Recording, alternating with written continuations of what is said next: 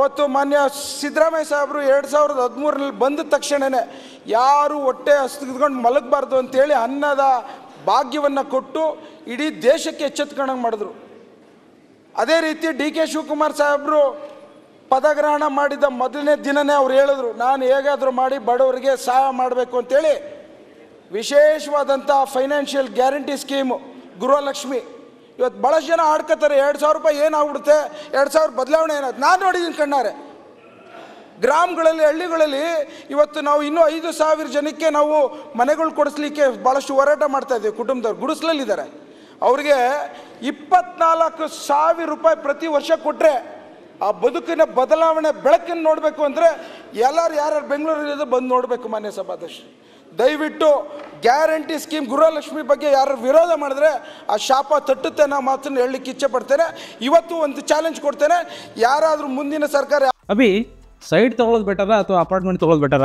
ಚಿಂತೆ ಯಾಕೆ, ಒಬ್ಬ ರಿಯಲ್ ಎಸ್ಟೇಟ್ ಎಕ್ಸ್ಪರ್ಟ್ ಜೊತೆ ಮಾತಾಡು. ಹೌದಾ, ಹೇಗೆ? Boss Vala B the boss.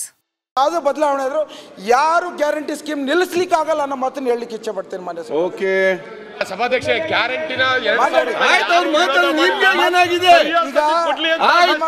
ಪಕ್ಷದವರು ಒಂದು ಮಾತು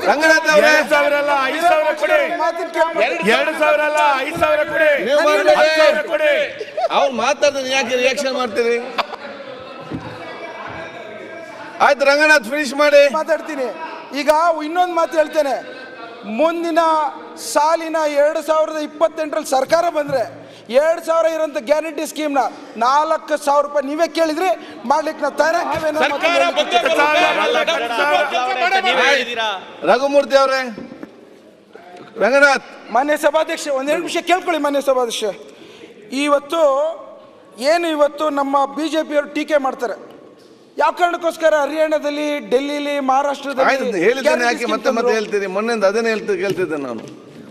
ಇವತ್ತು ಎಲ್ಲ ಸಭೆ ಹೇಳಿ. ಮಾನ್ಯ ಸಭಾಧ್ಯಕ್ಷ, ನಮ್ದೇನಿದೆ, ಹುಡುಗರಿಗೆ ಕೆಲಸ ಕೊಡಿಸ್ಬೇಕು. ಇವತ್ತು ನಾನು MB ಪಾಟೀಲ್ ಸಾಹೇಬರಿಗೆ ವಿಶೇಷವಾಗಿ ಧನ್ಯವಾದ ಹೇಳ್ತಿ ಬಯಸ್ತೀನಿ.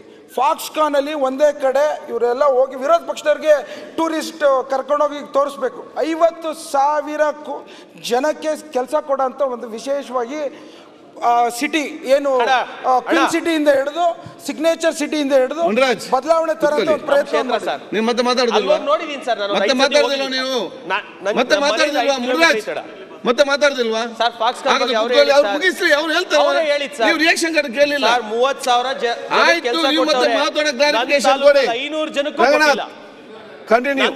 500 ಜನಕ್ಕೂ ಇಲ್ಲ.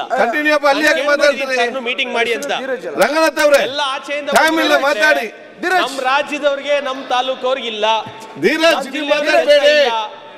ಯಾರ್ಯಾರು ಬೇಕು ತಂದು ಕೊಡಿ, ಅದನ್ನ ಯಾವ ರೀತಿ ನಮ್ಮ ಮಂತ್ರಿಗಳ ಜೊತೆ ರೆಕಾರ್ಡ್ ಮಾಡ್ಕೋಬೇಡಿ. ಮಾನ್ಯ ಸಭಾಧ್ಯಕ್ಷರೇ, ಈಗ ಬೆಂಗಳೂರಲ್ಲಿ ಇವಾಗ ಮಾರ್ಚು ನಮ್ಮ ಅಶ್ವತ್ಥಣ್ಣ ಇದ್ದಾರೆ, ನೀರಿನ ಅಭಾವ ಶುರುವಾಗಬೇಕಾಯಿತು. ಇವತ್ತೇನು ಸರ್ಕಾರದವ್ರು ತೆಗೆದುಕೊಂಡಿರಂಥ 5th ಫೇಸಿನ ಹಂತದಲ್ಲಿ ನೀರು ಟೀಕೆಹಳ್ಳಿಯಿಂದ ಕೊಡಿಸ್ತಾರಂಥದ್ರಲ್ಲಿ ಈ ಅಭಾವ ಗೋಚರ ಆಗದಾರಂಥ ಪರಿಸ್ಥಿತಿನ ನಿರ್ಮಾಣ ಮಾಡಿ ಇವತ್ತು ನಾನು ವಿಶೇಷವಾಗಿ ಡಿ ಕೆ ಶಿವಕುಮಾರ್ ಸಾಹೇಬ್ರು ಧನ್ಯವಾದ ಹೇಳಲಿಕ್ಕೆ ಬಯಸ್ತೇನೆ. ಹಾಗೆಯೇ ಇವತ್ತು ಏರ್ಪೋರ್ಟ್ ನಿರ್ಮಾಣದಿಂದ ಹಿಡಿದು ಕ್ವೀನ್ ಸಿಟಿಯಿಂದ ಹಿಡಿದು ಸಿಗ್ನೇಚರ್ ಪಾರ್ಕಿಂದ ವಿಶೇಷವಾಗಿ ತರ್ತಾ ಇದ್ದಾವೆ. ಟ್ರಾಫಿಕ್ ಜಾಮ್ ತೆಗಿಬೇಕು ಅಂತಿದ್ದೀವಿ. ಇವತ್ತು ಟನಲಿನ ಮೂಲಕ ಟ್ರಾಫಿಕ್ ಜಾಮ್ಗಳನ್ನು ತೆಗೆಯುವಂಥ ಒಂದು ಪರಿಸ್ಥಿತಿ ನಿರ್ಮಾಣ ಮಾಡಬೇಕು ಅಂತ ಬೆಂಗಳೂರಲ್ಲಿ ಹೊರಟಿದ್ದಾರೆ. ಪ್ರತಿಯೊಂದು ಹಂತದಲ್ಲೂ ಭಾಳಷ್ಟು ಯೋಚನೆ ಮಾಡಿ ಇವತ್ತು ಅಭಿವೃದ್ಧಿಯ ಬಗ್ಗೆ ವಿರೋಧ ಪಕ್ಷದವರು ಎಷ್ಟೇ ವಿರೋಧ ಮಾಡಿದ್ರು ಸಹ ನಾವು ಅಭಿವೃದ್ಧಿಯ ದಿಕ್ಕಿನಲ್ಲಿ ಹೋಗೋಂಥ ಪಥವನ್ನು ಕಡಿವಾಣ ಹಾಕಿ ಸಾಧ್ಯವಿಲ್ಲ ಅನ್ನೋ ಮಾತನ್ನು ಹೇಳ್ತೀವಿ. ಈಗ ನಮ್ಮ ತಾಲೂಕು ವಿಚಾರ ಒಂದು ನಿಮಿಷ ಮಾನ್ಯ ಸಭಾಧ್ಯಕ್ಷ, ಡಿಲಿಮಿಟೇಷನ್ ಅನ್ನೋದು ಏನು ಇವಾಗ ಮರು ವಿಂಗಡಣೆ ಮಾಡ್ತಾ ಇದ್ರೆ ಮಾನ್ಯ ಸಭಾಧ್ಯಕ್ಷ, ನಿಮಗೂ ಇದು ಬಹಳಷ್ಟು ಎಚ್ಚರವಾದಂಥ ಪ್ರಶ್ನೆ.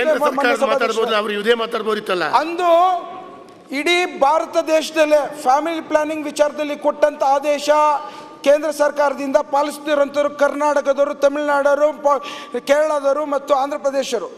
ಇವತ್ತು ಮರು ವಿಂಗಡಣೆ ಮಾಡೋಂಥ ಸಂದರ್ಭದಲ್ಲಿ ನಾವು ಫ್ಯಾಮಿಲಿ ಕಂಟ್ರೋಲ್ ಮಾಡಿರೋದ್ರಿಂದ ಮಕ್ಕಳುಗಳು ಒಂದು ಕುಟುಂಬಕ್ಕೆ 2 ಮಾಡಿರೋಂಥ ವಿಚಾರದಲ್ಲಿ ಇವತ್ತು ನಾವು ನೊಂದ್ಕೊಂಡು ಕೇಂದ್ರ ಸರ್ಕಾರದವರು ಹೇಳ್ತಾರೆ ಜನಗಣತಿ ಆಧಾರದ ಮೇಲೆ ರಾಜಕೀಯದ ಪ್ರತಿನಿಧಿ ಮಾಡ್ತೇವೆ ಅಂತ. ನಾನು ಮತ್ತೊಮ್ಮೆ ಪ್ರಶ್ನೆ ಕೇಳ್ತೇನೆ, ನಾವು ನಿಮಗೋಸ್ಕರ ಗೌರವ ಕೊಟ್ಟು ಎಲ್ಲ ರೀತಿಯಲ್ಲೂ ಶಿಸ್ತುಬದ್ಧತೆಯಲ್ಲಿರುವಂಥ ಕುಟುಂಬದ ಕರ್ನಾಟಕ ರಾಜ್ಯದವರಿಗೆ ಇವತ್ತು ರಾಜಕೀಯದ ಒಂದು ಪ್ರತಿನಿಧಿಗಳನ್ನು ಕಡಿಮೆ ಮಾಡಿಕೊಂಡು ಉತ್ತರ ಪ್ರದೇಶ ಅವ್ರಿಗೆ, ಅಸ್ಸಾಂ ಅವ್ರಿಗೆ, ಬಿಹಾರ್ ಅವ್ರಿಗೆ ಕೊಡುವಂಥದ್ದು ಎಷ್ಟು ನ್ಯಾಯ ಮಾನ್ಯ ಸಭಾಧ್ಯಕ್ಷರೇ?